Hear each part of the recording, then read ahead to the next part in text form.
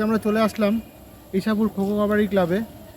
এখানে দেখব ছোট বাচ্চারা কীরকমভাবে কবাডি খেলছে, আর এখানকার অফিসিয়ালস আর কোচেদের সাথে কথা বলবো। আর এই খেলার মাধ্যমে অনেক গরিব বাড়ির ছেলেরা তারা অনেক বড় বড় জায়গায় গেছে এবং ন্যাশনাল খেলেছে, ইন্টারন্যাশনাল খেলেছে, জাতীয় দলে খেলেছে, খেলে ভালো চাকরি পেয়েছে। তাই কবাডিটাকে আমরা এসেছি কবাডির যে আসল সম্মান সেটা ফিরিয়ে দেওয়ার জন্য।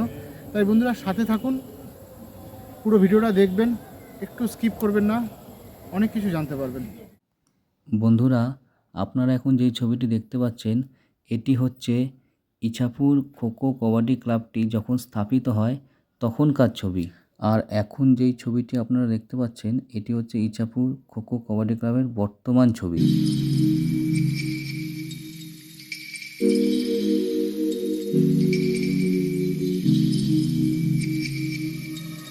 আসলাম বন্ধুরা ইছাপুর খোখো কাবাডি ক্লাবে।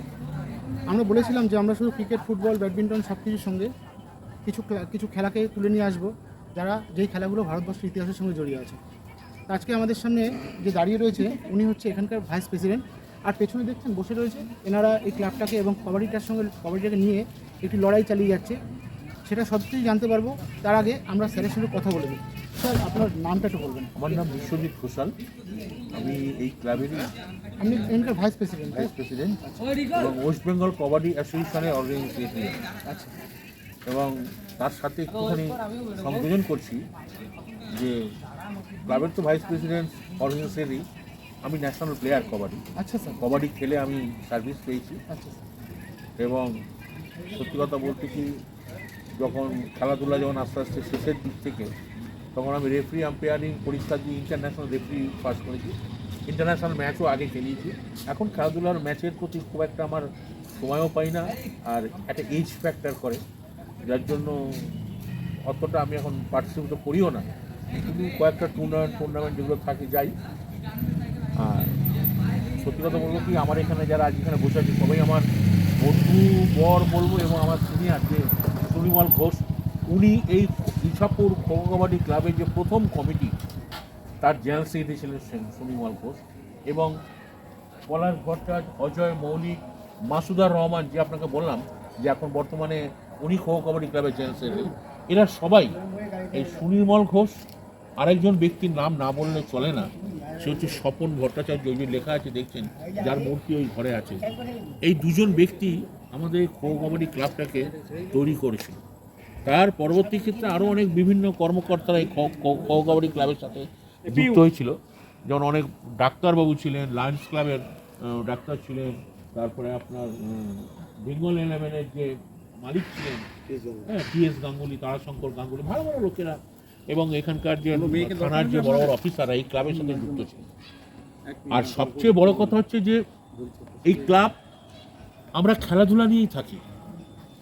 এই ক্লাব থেকে প্রচুর প্রচুর ছেলে মেয়ে কবাডি খেলে চাকরি পেয়েছে।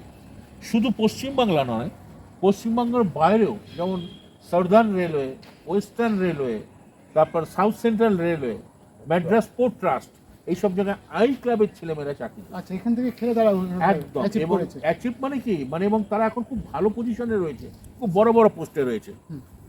এবং এখান থেকে West Bengal police, Kolkata police, income tax, বিভিন্ন ডিপার্টমেন্টে এইখান থেকে ছেলেমেয়েরা তৈরি হয়ে চাকরি করছে। আচ্ছা স্যার, এই ক্লাবের সঙ্গে আপনি কতদিন ধরে জড়িয়ে আছেন? আমি খুব ছোট থেকেই জড়িত।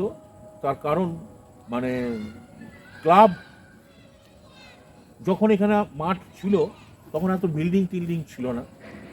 তখন এখানে ছেলেদের মেয়েদের প্র্যাকটিস হতো, কারণ ফাঁকা মাঠ, মেয়েদের তো একটা ড্রেসিং রুমের ব্যাপার থাকে, যেটা তখন আমরা করে উঠতে পারিনি। সবচেয়ে যে দুটো আশেপাশে যে এত বাড়িঘর দেখছেন, আশেপাশের বাড়িরা যদি গার্জিয়ানরা যদি এগিয়ে আসে তার সুবিধা হয়। তার জন্য দুটো বাড়ির কথা আমরা না বলে এই ক্লাব সমাপ্ত হবে না। তার বক্তব্য যেমন মাসুদার রহমান, ওই যে বাড়িটা, আর এখানে সুখরঞ্জন দাস আমাদের ক্লাবের উনি কর্মকর্তা ছিলেন। এই দুটো বাড়ি প্রচণ্ড হেল্প করতো এবং এখনও নাও স্টিল করে যায়। এই দুটো বাড়ির নাম না করলে আমাদের অন্যায় হবে। আচ্ছা, আমি একটা কথা বলছি, এখানে আপনাদের যে বাচ্চারা খেলছে, কত বাচ্চা মোটামুটি আছে এখানে খেলছে? এখানে কত বছর বয়স থেকে নেন? আরেকটা ব্যাপার, এখানে আমাদের তাপস সেন এনআইএস কোচ, হুম, মানে আপনার পরিচয় বোধহয় হয়েছে, তাপস সেন হুম। NIS coach. শুধু এনআইএস কোচ মানে কি, কবাডি এবং খোখো দুটো ইভেন্টের উপরে ও এনআইএস করেছে। আচ্ছা, এবং ওরা এবং অজয় মৌলিক এরা দুজন মাঠে এখন প্র্যাকটিসের দায়িত্বে আছে। মোটামুটি কতজন হবে? আমাদের ছেলে মেয়ে মিলিয়ে প্রায় 50-60 জনের মতো আছে। এত ছেলে ছেলে মেয়ে মিলে 50-60 জন আছে। হ্যাঁ, এবং মানে যা ওনারা বলছে আপনি একটু বলবেন, তাহলে আমার দর্শক হ্যাঁ, শুনতে পারবে। 50-60 জন ছেলে মেয়ে আমাদের ক্লাবে এখন আচ্ছা, মানে প্র্যাকটিস চলছে। বর্তমানে প্র্যাকটিস করে ওই বিভাগে। উভয় বেগে, মানে বয়েজ এবং গার্লস। কত বছর বয়সে নেন আপনারা? আমরা দেখুন, ব্যাপারটা হচ্ছে যে মোটামুটি ওই 12 থেকে 12 প্লাস। মানে 12 বছর বয়স থেকে আমরা নিই। তার কারণ যে একেবারে খুব ছোট থেকে নিলে, কবাডি তো জানেন যে ওটা body contact, body contact game. কোথায় কচি হাড়ে ফাড়ে লেগে যেতে পারে, একটু বয়স একটু বড় না হলে আমরা নিই, বুঝলেন তো? যার জন্য আমরা ওই বয়স থেকেই গার্জেনদের বলি ভর্তি করাবেন। তার জন্য আমরা স্কুলে যত এখানে লোকাল স্কুল যাদের, তাদেরও আমরা ইনভলভ করি, যাদের ছেলেমেয়েরা আচ্ছা, পাঠায়। আরেকটা কোশ্চেন আছে স্যার আমার আপনার প্রতি, আমার দর্শকদের জন্য। হ্যাঁ। আপনি এই অ্যাসোসিয়েশন আপনাদের রয়েছে, ক্লাব হ্যাঁ ক্লাবকে, আসছে 5 বছরে আপনাদের কি টার্গেট এই ক্লাব সম্বন্ধে? আসছে মানে আমি আপনার ভবিষ্যৎটা কিরকম আপনি দেখছেন এই ক্লাবে? এই ক্লাবের ভবিষ্যৎ দেখুন, আমরা তো প্রায় 53-54 বছর ক্লাব আমাদের অতিবাহিত চলছে।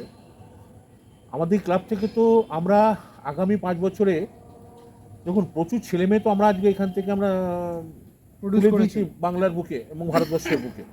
ন্যাশনাল প্লেয়ার, ইন্টারন্যাশনাল প্লেয়ার আমরা দিয়েছি। সবচেয়ে বড় কথা হচ্ছে আপনাকে আরও একটা মানে বলে দিই, যেটা হচ্ছে ফার্স্ট এশিয়ান গেমস কবাডি যেখানে ঢুকলো 1990 বেইজিং চায়নাতে হয়েছিল, তাতে ইন্ডিয়া টিমে বেঙ্গলের মাত্র একটি প্লেয়ার ছিল, আপনাদের ক্লাবে? সে হচ্ছে শেখ আনজার আলী। যদি যারা কবাডি খেলা নিয়ে যারা কেউ ঘাটাঘাটি করে, তারা শেখ আনজার আলীর নাম জানবে।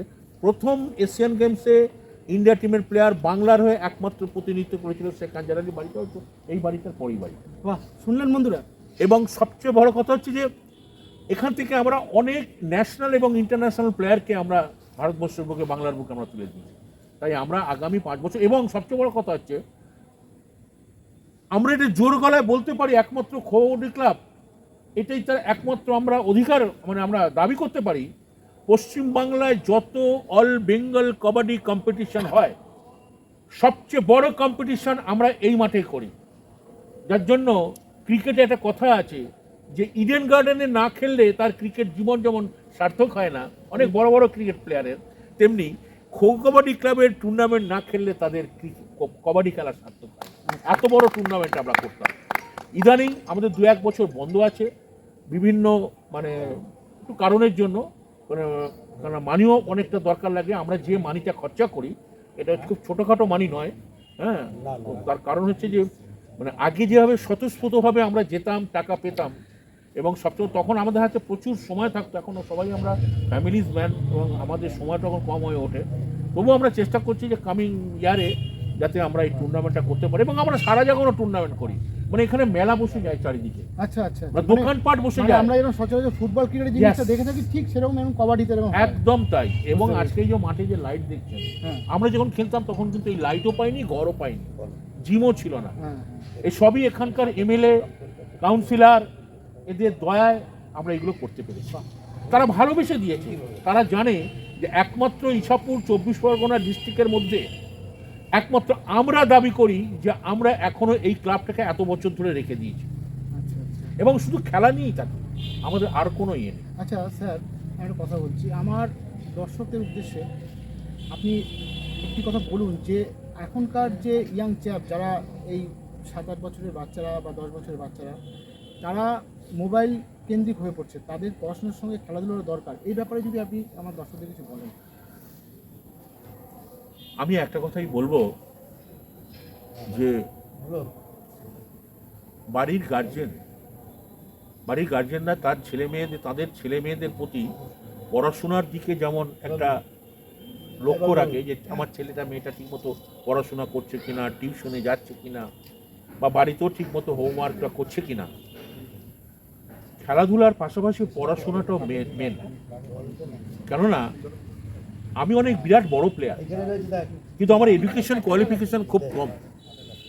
আজকে আমি যদি কোনো চাকরি পাই, আমাকে কিন্তু একটা ইন্ডিয়া প্লেয়ার হয়ে আমাকে পিওনে চাকরি করতে হবে, তার কারণ আমার কোয়ালিফিকেশনটা নেই।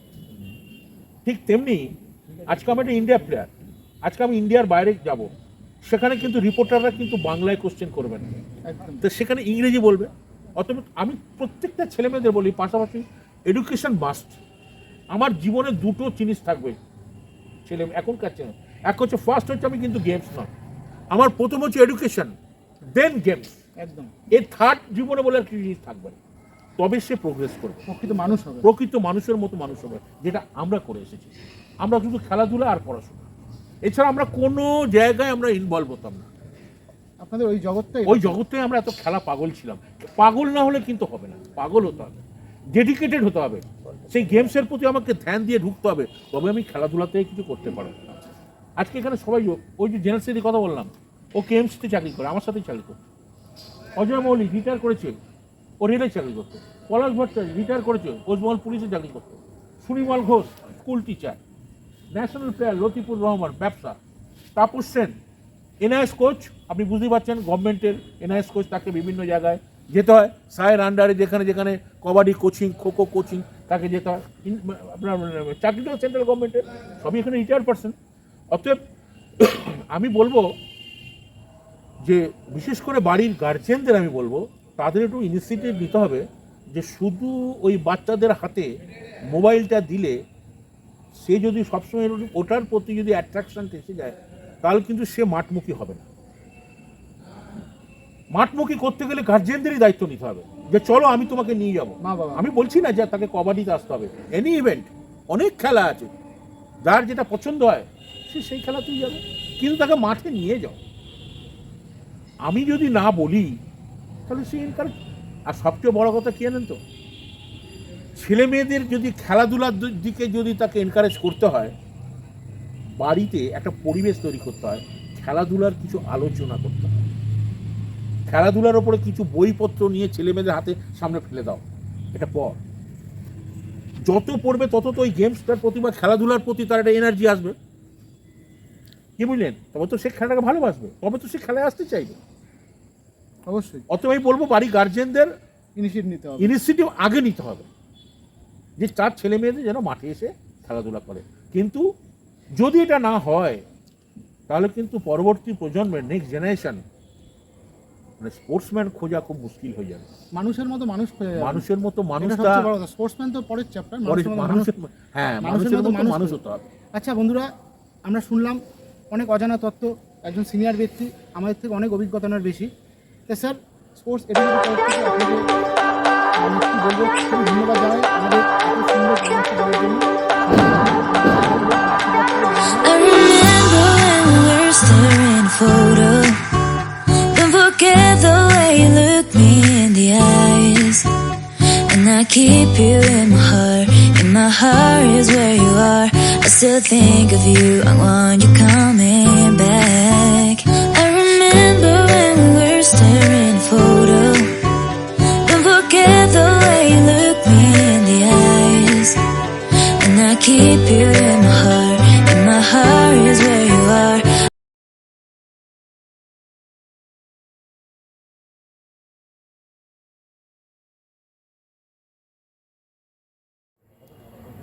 তো ইতিমধ্যে আমাদের সামনে চলে এসছে, আগে আমরা ভাইস প্রেসিডেন্ট সাহেবের সমস্ত কথা শুনলাম, এবং আমাদের সঙ্গে চলে এসছে এই ক্লাবের জেনারেল সেক্রেটারি। স্যার, আপনার নামটা একটু বলবেন। আমি ইছাপুর কবাডি ক্লাবের জেনারেল সেক্রেটারি, আমার নাম হলো শেখ মাসুদার রহমান। আচ্ছা স্যার, আমি একটা কথা জিজ্ঞেস করছি, এই ক্লাবের মানে প্রতিষ্ঠার যে কবে প্রতিষ্ঠা হয়েছে, এর হিস্ট্রিটা যদি একটু বলেন আমাদের। প্রথম কথা হলো, ক্লাবের প্রতিষ্ঠা হয়েছে 1970 সালে। সেই 1970 সালে যখন প্রতিষ্ঠা হয়েছিল, তখন এই মাঠে তখন খেলাধুলা শুরু হয়নি। তাই ক্লাবটার প্রতিষ্ঠার যার হাত দিয়ে, সেই ব্যক্তি হলো আমাদের পিছনেই বসে আছেন সুনির্মল ঘোষ মহাশয়। বর্তমানে উনি ক্লাব স্কুলের টিচার ছিলেন, এখন রিটায়ার করে গেছেন। উনি হলেন এই বর্তমানে ক্লাবের প্রতিষ্ঠাতা। স্যার, এনার হাত ধরেই খোখো সমাজ যে দুটো খেলাকে বেশি জড়িয়ে নিয়েছে, যেই দুটো খেলাকে বেশি আপন করে নিয়েছে, ফুটবল, ক্রিকেট। আমি একটাই প্রশ্ন করবো আপনার কাছে, যে একটি ছেলে বা একটি মেয়ে তারা ফুটবল, ক্রিকেট ছেড়ে কবাডিতে কেন আসবে? দেখুন, ব্যাপারটা হলো গ্রাম্য খেলা বলতে হাডুডু কবাডি খেলা। এই খেলাটার আসার একটা প্রথম কারণ হলো ফুটবল খেলতে গেলে অনেকটা খরচা সাপেক্ষর ব্যাপার থাকে, তার বুট থেকে, জার্সি থেকে, শর্ট প্যান্ট থেকে নানান রকম ক্রিকেটে আরও বেশি। ক্রিকেটে আরও বেশি। এতে শুধুমাত্র একটা জার্সি শর্ট প্যান্টের উপর দিয়ে বেস করে নিয়ে মাঠে অন্তত সে তার খেলার জিনিস থেকে তৈরি করতে নিতে পারে। সেই কারণের জন্যই কবাডিতে কোনো কিছু খরচা লাগে না, কবাডিতে কোনো খরচা লাগে না, যার কারণের জন্য ছেলে মেয়েদের আমাদের সুযোগ আছে সেইভাবে যদি প্র্যাকটিস করে, তার মধ্যে থেকে আমাদের যেভাবে আমরা তাদের কোচিং দিয়ে তৈরি করার চেষ্টা করছি, তাতে করে যদি তারা নিতে পারে, কবাডিও চালু একদম তারা যদি নিতে পারে। All my time I'm waiting you to answer the phone. Nothing seems to happen but the last touch is gone. I hope somewhere your voice promises less and us more.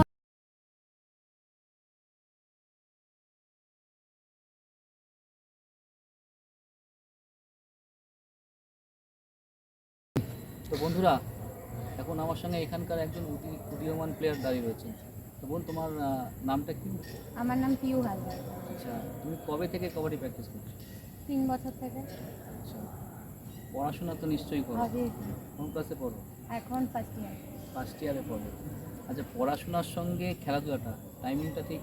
হ্যাঁ, একদম পারফেক্ট। হ্যাঁ, একদম পুরো। হ্যাঁ, পড়াশোনা সেরকমভাবেই করে রেখেছি যাতে আমাদের প্র্যাকটিসটাও সেরকমভাবে করতে পারি, কারণ পড়াশোনাটা যতটা জরুরি খেলাটাও আমার কাছে ততটাই জরুরি। অবশ্যই অবশ্যই, এটা সবারই। আর তুমি মানে ইন ফিউচারে কোথায় যাওয়ার ইচ্ছা, মানে কতটা তোমার? স্বপ্ন তো অনেক দূরে, স্বপ্ন তো দেখতেই হবে। স্বপ্ন হচ্ছে একজন যদি ইন্ডিয়ান প্লেয়ার হয়ে খেলার, কিন্তু চেষ্টা করব। আমাদের মাঠে স্যাররা যারা আছে তারা অনেক ভালো প্র্যাকটিস করায়, তারা যদি না করাতো তাহলে আজকে এখানেও আসতে পারতাম না, এনারা যদি এখানে না থাকতো। তো আর এই মাঠে, এই ক্লাবে কোনো রকম কোনো সমস্যা নেই, স্যাররা আছে সবার সময়, সব সময় সবার পাশে দাঁড়ায়।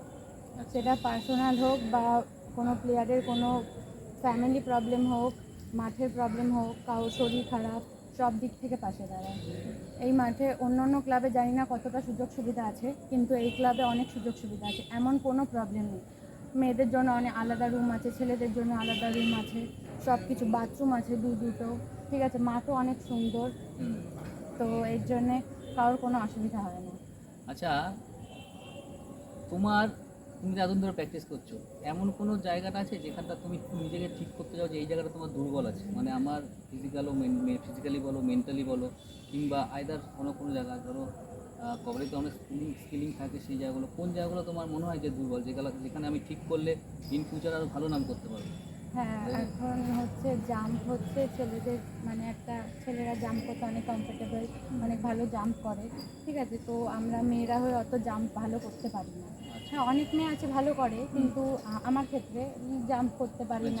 আরও, হ্যাঁ, এখন জানা শিখেছি, আরও অনেক শেখা বাকি আছে। এখন আমাদের অনেক শিখতে হবে স্যারদের কাছ থেকে। এনারা আছে, এনারাই আমাদেরকে হাতে ধরে, আমরা যখন শুরু করেছি তো এনারাই আমাদেরকে হাতে ধরে শিখিয়েছে, এর জন্য আমরা এখানটা দাঁড়িয়ে রয়েছি। তো আমরা চাই যে ওনারা আরও শেখাক, আমরা আরও শিক্ষা নিই, তো আরও বড় জায়গায় যেতে পারি। বাহ, অনেক ভালো লাগলো তোমার। 1, 2, 3, 4.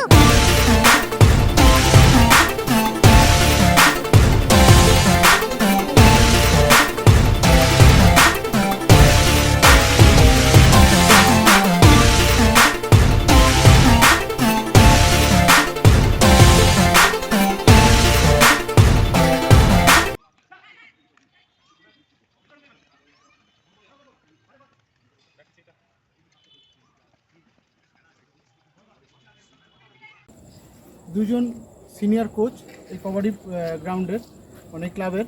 তা স্যারেদের সঙ্গে একটু কথা বলবো, আপনারা দেখুন স্যারেদের সঙ্গে কী কথা বলছি, অনেক কিছু জানতে পারবেন, সঙ্গে থাকুন। স্যার, আপনার নামটা একটু বলবেন। আমার নাম হচ্ছে তাপস সেন। আমি খো কাবাডি কোচ সাইয়ের স্পোর্টস অথরিটি ইন্ডিয়াতে আমি সার্ভিস করেছি দীর্ঘ 34 বছর। আমি এই ক্লাবেরই প্লেয়ার বা সদস্য।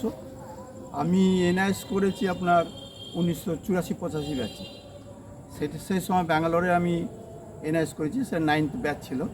খোখো কাবাডি বোথ সেই সময় দুটো গেম একসাথেই ছিল। তারপর 85 সালতে আসার পর আমি ক্লাবে 1 বছর সার্ভিস দিয়েছি। তারপর আমার 87-এ অ্যাপয়েন্টমেন্ট হয়ে যায়, আমি সাইয়ের হয়ে জয়েন করি এবং উড়িষ্যায় আমার প্রথম পোস্টিং হয়। উড়িষ্যার থেকে আমি প্রায় 18 বছর ছিলাম। উড়িষ্যার পর আমি চলে যাই পাটনাতে 12 বছর, ওখানে এসটিসি ছিল, হোস্টেল ছিল বয়সে কাবাডি। তারপর ওখান থেকে আমার ট্রান্সফার হয়ে যায় ইম্ফল, মণিপুরে আমি ছিলাম। মণিপুর থেকে আমি গুয়াহাটি আসি।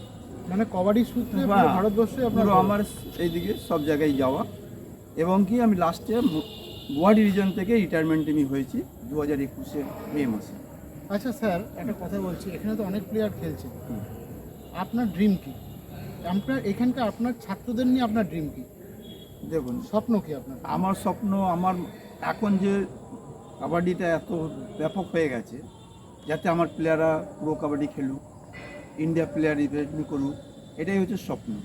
এখন আমরা ছোট বাচ্চাদের নিয়ে আরম্ভ করেছি, কি আগে এখানে প্রচুর বাচ্চা বা স্টুডেন্ট ছিল, সে তুলনায় এখন আমাদের অনেকটা কিছু কমে গেছে, কারণ যা দিনকাল পরিস্থিতি হয়েছে তাতে মাঠে বাচ্চারা আসতে ইন্টারেস্ট কমে গেছে। সেটাই তো আমরা লড়াইটা হ্যাঁ, চালাচ্ছি। এই জন্যই আমরা সপ্তাহে আমরা 4 দিন আসি মাঠে। আমি থাকি, আমার বন্ধু আছে অজয় মল্লিক, এও থাকে। তো আমরা যদি আমি না থাকি তখন এনাকে বলে যাই তুই আজকে মাঠটা দেখে নিস। তো এইভাবে আমরা মাঠটা চালিয়ে যাচ্ছি। এমনকি স্কুলের সাথে আমরা কন্ট্যাক্ট করেছি, স্কুলে যাই, স্কুলে গিয়ে বাচ্চাদের দিদিমণিদের কনভিন্স করাই যে যাতে আপনার বাচ্চারা পাঠান, এ মাঠে আসুক, কোনো অসুবিধা নেই। সেরকম হিসাবে স্কুল থেকে বাচ্চারা আসছে। তারপরে ইছাপুর গার্লস স্কুল আছে, তারপর মল্লিক ভিলা স্কুল আছে, এদিকে বিধানপল্লী থেকে। মানে আমি যতটা বুঝি, পড়াশোনা খেলাধুলো মানুষের দরকার। চরিত্রটাকে ঠিক করে। নিশ্চয়ই। আর সবচেয়ে বড় কথা স্যার, আমি চাই আপনার হাত দিয়ে প্লেয়াররা যেন প্রো কাবাডি খেলে, ইন্ডিয়ার হয়ে খেলেন। স্যার খুব ভালো লাগলো স্যার। স্যার আপনার নামটা যদি বলেন। আমার নাম হচ্ছে অজয় মৌলিক। আচ্ছা আমি এই ক্লাবের জন্মলগ্ন থেকে আছি। আচ্ছা, আপনি এখানে এখানে খেলতেন, এখানে কোচিং? হ্যাঁ, আমি অ্যাজ এ প্লেয়ার এখানে আচ্ছা প্রো কাবাডি ক্লাব থেকে আমাদের চাকরি। আচ্ছা আচ্ছা, এই ক্লাব থেকে সব চাকরি? সব সব আমরা যা আমরা এই সবাই ক্লাব থেকেই চাকরি পেয়েছি। মানে এই ক্লাব থেকে চাকরি হয় লোকের? হ্যাঁ, আমাদের এই মানে ক্লাব খুব থেকে, ওয়েল নোন ক্লাব জেলার বলতে গেলে। এইখান থেকে আমাদের ক্লাব থেকে ইন্ডিয়াও খেলেছে এবং ন্যাশনাল তো করেইছে। ডিস্ট্রিক্ট, প্রথমে তো district, sub junior, junior, senior, তারপর ইন্টারন্যাশনাল লেভেলে আসছে। এই ক্লাব থেকে আমাদের এখনও এই জন্মলগ্নে এখনও আছে, আচ্ছা রয়েছে। আমি একটা কথা বলছি, আপনি একটু আমার বন্ধুদের বলুন, মানে বন্ধু না সবাইকেই বলছি, দেখুন খেলাধুলো করতে গেলে সবচেয়ে বড় জিনিস হচ্ছে, মানে আমি যেটা মনে করি, আমার এই বিশ্বাস যে খেলাধুলো ট্যালেন্ট তো অবশ্যই দরকার 100বার, পরিকাঠামো কিন্তু সবচেয়ে বড় জিনিস। পরিকাঠামোটা কীরকম করলে কবাডির উন্নতি হবে সেটা যদি একটু বলেন। আপনার দুজনের মতেই পরিকাঠামো কীরকম করলে কবাডির উন্নতি হবে? সব থেকে যেটা আপনি বললেন, কবাডি উন্নতি গেলে, কবাডি উন্নতি গেলে আগে আমাদের মতো কিছু কোচকে এক জায়গায় বসতে হবে। ফার্স্ট হচ্ছে আমাদের এক জায়গায় বসে প্লেয়ার কালেকশান করতে হবে, গ্রাম গ্রাম থেকে প্লেয়ার তুলতে হবে। এবার নিজেদের, আমাদের তো নিজস্ব মাঠ আছে, আমাদের নিজেদের মাঠ থেকে নিজেরাই কোচদেরকে তুলে নিয়ে আসবে মাঠে, এবং নিজেদের প্লেয়ারদের এখানে থাকতে হবে কোচ। এখনকার প্লেয়াররা তো বুঝতেই পারছেন, খেলবে কম, চান্স আগে চাইছে, কিন্তু তাদের বুঝিয়ে ঠিক সময় মতো ওদের মাথা ঠান্ডা রেখে প্র্যাকটিস করিয়ে প্রথম সাব জুনিয়র নামাতে হবে, তারপর জুনিয়রে নিয়ে যেতে হবে, তারপরে সিনিয়রে নিয়ে যেতে হবে, এবং তাদের সঙ্গে সঙ্গে পড়াশোনাটাও তাদের বলতে হবে, দুটো একই লেভেলে নিয়ে যেতে হবে, তবে সে একটা পুরো কমপ্লিট কবাডি প্লেয়ার হয়ে আসতে হবে। মানে আর এই মানে কবাডি এখন আপনাদের ক্লাবের মানে রেকটিফিকেশন কি দরকার, মানে এই কবাডির পশ্চিমবঙ্গ তথা উত্তর চব্বিশ পরগনার মানে কি সংস্কার করতে হবে সেটা একটু যদি বলেন। মানে কি সংস্কার, বুঝতে পারছেন আমার প্রশ্নটা? সংস্কার কি দরকার? সব থেকে বড়, হ্যাঁ সব থেকে বড় হচ্ছে মানে এখন কাবাডির জন্য প্রত্যেকটা, যেমন আগে আমরা স্কুল লেভেলে প্রত্যেকটা স্কুলকে জানাতাম, স্কুল হিসাবে টুর্নামেন্ট আমরা করতাম, এই মাঠে সব স্কুল আসতো, স্কুলে টুর্নামেন্ট হতো, সেই হিসাব থেকে প্লেয়ার সিলেকশন করে ওরা স্কুল গেমস খেলতে যেত, সাব ডিভিশন, ডিস্ট্রিক্ট লেভেল, এইভাবে সিলেকশন হতো। এক এক সময় মানে নর্থল্যান্ড স্কুল যেটা আছে, নর্থল্যান্ড স্কুলে প্রায় ন্যাশনালসে স্কুল ন্যাশনালসে আমরা 10 মানে 6 জন থাকতোই, 5-6 জন থাকতোই। গুয়াহাটি যেমনি এর আগে যেন বিশ্বজিৎ ঘোষাল বলে গেছিলেন, মানে এখন এগুলো হ্যাঁ। হয় না। এখন স্কুল গেমটা অন্য টাইপের হয়ে গেছে। আগে যেমন স্কুল গেমস হতো, সাব জুনিয়র হতো, গ্রামীণ হতো, এখন এই খেলাগুলি বন্ধ হয়ে গেছে। এখন যেটা কাবাডির মধ্যে চলে এসেছে junior, sub junior, junior, senior, তারপরে হচ্ছে অল ইন্ডিয়া টুর্নামেন্ট চলে, তারপরে অল ইন্ডিয়া, এর মধ্যে সিলেকশন হয়। যারা যারা একটু ভালো খেলে তারা সাইয়ের মধ্যে সিলেক্টেড হয়। সাই অল ওভার ইন্ডিয়াতে আছে। আমাদের তো সল্টলেক স্টেডিয়ামের যেটা সল্টলেকে আছে, সল্টলেকে কিন্তু কাবাডিটা নেই। সল্টলেকে আমাদের অ্যাথলেটিক্স আছে, ফুটবল আছে, এসব ডিসিপ্লিনগুলি আছে। তো কাবাডি যেমনি আপনার আপনি পাবেন গুয়াহাটিতে নয়, কোকরাঝাড়ে আছে একটা সেন্টার মেয়েদের, তারপর গান্ধীনগরে আছে, গুজরাটের গান্ধীনগরে আছে, হিমাচল প্রদেশে আছে। প্রত্যেকটা এমনি ইউনিটে এক একটা সেন্টার আছে। সেতে গভর্নমেন্ট অফ ইন্ডিয়ার তরফ থেকে সিলেকশন করে তাদের রাখা হয় এবং গভর্নমেন্টের খরচা সব তাদের দেওয়া হয়। থাকা, খাওয়া, দাওয়া এবং কি পড়া, এডুকেশন এবং ইন্স্যুরেন্সও থাকে সবার। এবং তারা খেলতে যাবে বাইরে, তার খরচা সবই government of India, Sai sports authority India সেটা ব্যবহার করে। তো আমিও যেমন ছিলাম পাটনায়, আমার হোস্টেল ছিল। হোস্টেলে ওখানে সব ছেলে সিলেকশন করতাম, আমরা ঘুরে ঘুরে বিভিন্ন পকেট থেকে সিলেকশন করে এনে তাদের রাখা হতো এবং গভর্নমেন্টের খরচাতেই ওরা সব খাওয়া দাওয়া সব কিছু করতো। এবং তাদের কাজ হচ্ছে খালি পড়া আর খেলা, মানে সেই রেক্টিফিকেশন হ্যাঁ, দরকার। সেটা দরকার। আমাদের বেঙ্গলে এখন এমনি হোস্টেল সিস্টেমটা এখন চালু হয়নি। যদি হোস্টেল সিস্টেম করে, কাবাডি যদি সেন্টার বানানো হয়, তাহলে বাইরের থেকে প্লেয়ার আসবে, এখানে থাকবে, সিলেকশন হবে, প্রচার চলবে। কিন্তু এখন এখানে বেঙ্গলে খেলাধুলার মাঠ আপনি দেখবেন অনেক মাঠ আছে, মাঠ ফাঁকা, প্লেয়ার নেই। সারা ইচ্ছাপুর আপনি ঘুরে দেখবেন, খালি একটা ইচ্ছাপুর খো কাবাডি পাবেন। এখানে আমরা সপ্তাহে বাচ্চাদের, বড়োদের, যাদের নিয়ে তাদের নিয়ে আমরা সপ্তাহে 4 দিন এঙ্গেজ করে রাখছি। বাচ্চারা আসে, আগে ছোট বাচ্চারা আসতো, এসে যেহেতু এখন গরমটা খুব পড়েছে সেই তুলনায় বাচ্চাদের পরিমাণটা একটু কমে যাচ্ছে। কিন্তু শীতকাল এইসব সময় বাচ্চাদের পরিমাণটা একটু বাড়ে। আমরা ছোট বাচ্চাদেরও নিই, ওদের আমরা খেলাই না, ওদের জাস্ট ফিজিক্যালটা করাই। কোনো গার্জিয়ানদের থাকে যে স্যার আমার বাচ্চা একটু বাল্কি হয়ে যাচ্ছে, ফ্যাটি হয়ে যাচ্ছে, এদের কি করে একটু স্লিম করা যায়। কিছু গার্জিয়ান, কারণ কি গার্জিয়ানদেরও দোষ আমাদের বলতে হয়, কারণ ওনারা বাচ্চাদের যা চাচ্ছে ফাস্টফুড এইসব, এই ডায়েটটা মেন।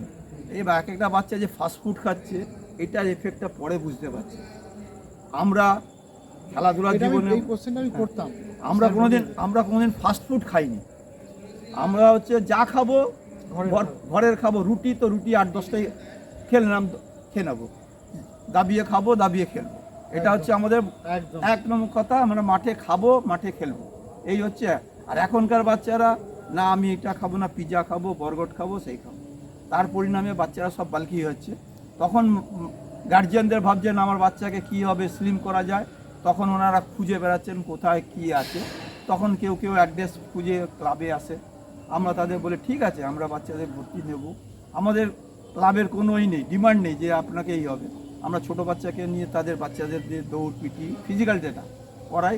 যারা একটুখানি তার থেকে বেটার হয়ে যায় তাদের আমরা কাবাডিতে নিয়ে আসি। কারণ কাবাডি হচ্ছে আমাদের গ্রাম্য খেলা, এর আগেই বলেছি। এতে খরচাপাতি খুব কম, কোনো খরচা নেই। যেমনি আপনি একটা ক্রিকেট খেলতে যাবেন, দেখবেন বাচ্চা যা তার থেকে তার ব্যাগের ওজনটা বেশি, সেটা আবার কে বয়ে নিয়ে যায়, গার্জিয়ান নিয়ে যাচ্ছে। কিন্তু আমাদের কাবাডি মাঠে কোনো গার্জিয়ান সেরকম নেই যে নিয়ে এসে তাকে খেলায়। কিন্তু আমরা চাই যে আপনারা আসুন, আমাদের মাঠ সবসময় আপনাদের জন্য খোলা। আপনার বাচ্চাদের নিয়ে আসুন আমাদের খো কাবাডি মাঠে। সপ্তাহে আমরা মঙ্গলবার, বৃহস্পতিবার, শনি, রবি এই 4 দিন আমরা প্র্যাকটিস করাই। গরমকালে 4:30 থেকে, এবং শীতকালে ওয়েদার হিসাবে আমরা টাইমটা চেঞ্জ করে নিই, আগে নিই। আগা পিছনে এটা আমাদের নিজের ব্যাপার, আমরা করে নিই বাচ্চাদের ওই দেখে। তো আমরা সবই গার্জিয়ানদের বলবো আপনাদের বাচ্চাদের হাতে মোবাইল, তারপরে এইসব জিনিস দেওয়া বন্ধ করুন, এদের মাঠে নিয়ে আসুন। অন্তত প্রাকৃতিক মাঠে একটু দৌড়বে, ফিজিক্যাল করবে, তখন দেখবেন বাচ্চা আপনাপি মনের দিক দিয়ে। বাচ্চা যদি মাঠে খেলে, বাচ্চা যদি মাঠে খেলে, সে তার মাথা শার্প হবেই, সে তখন তার মাথা পড়ার দিকে যাবে। সেই যদি খেলাধুলা নাও করতে পারে, সে পড়াশোনা করে ভালো করবে, জায়গায় ভালো যাবে, জায়গায়। এই এতটা সার্ভ হ্যাঁ, হয়ে যাবে। যদি পড়াশোনাই না করলো তাহলে কিছু লাভও নেই, খালি খেললেও হবে না, তার সঙ্গে সঙ্গে পড়াশোনাও করতে হবে, এডুকেশন মাস্ট। স্যার, আপনাদের সঙ্গে কথা বলে খুবই ভালো লাগলো। মানে আমরা যে এত কিছু জানলাম যে কবাডি সম্বন্ধে, আমরা অনেকটাই অজানা ছিলাম, আজকে অনেক জানতে পারলাম, আমার বন্ধুরাও জানতে পারলো, আমার ফেসবুক ইউটিউব বন্ধুরা। তাছাড়া একটাই কথা বলতে চাই, আমাদের যে লড়াই সবাই মিলে আমরা হাতে হাত দিয়ে লড়বো, নিশ্চয়ই আমাদের সঙ্গে Music of my থাকবেন, আমাদের চ্যানেলটি madness. দেখবেন। নিশ্চয়ই আজকে আপনাদের Don't you tell me what I supposed to do? You're better off without me. Don't you tell me what I supposed to do when I'm walking on the streets half naked? It's part of me, it's part of me. When I'm making my brain make up, it's part of me, it's part of me. When you're crushing all my dreams and you're making me so full, get out of my life. I know what I'm supposed to do. When you're crushing all my dreams and you're making me so full, I know what I'm supposed to do.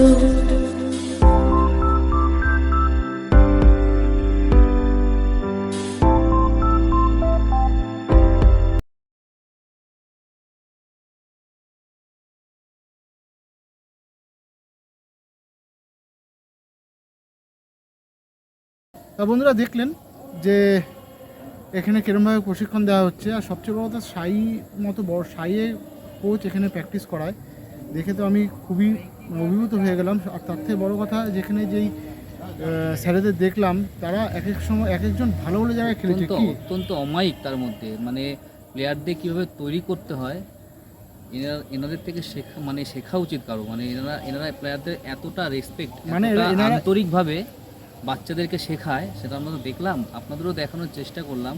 যেই কারণে আজকে এখান থেকে অনেক বড় বড় player, আর এনারাও player. চলুন কবাডিটাকে আমরা একটু প্রমোট করি, আর কবাডির সঙ্গে থাকি, ভুললে চলবে না, এটা আমাদের জাতীয় খেলা। তাই কবাডির সাথে থাকবো, কবাডির সঙ্গে চলবো। আর একটা কথা, স্যারেরাও বললেন, আমরাও কিন্তু বারবার বলছি, আগের ভিডিওতেও বলেছি, এই ভিডিওতেও বলছি, খেলাধুলা তো অবশ্যই দরকার, তার সঙ্গে কিন্তু পড়াশোনাটা মাস্ট। এটা পড়াশোনা করতেই হবে, দেন খেলাধুলা, দুটোকে মিলিয়ে একসাথে বাচ্চারা চলো, মানুষের মতো মানুষ হোক। আজ ভিডিও এতটুকুই থাক, আবার আসবো নতুন এক ভিডিও নিয়ে তোমাদের সামনে। আজ টাটা। তাহলে আসি, টাটা।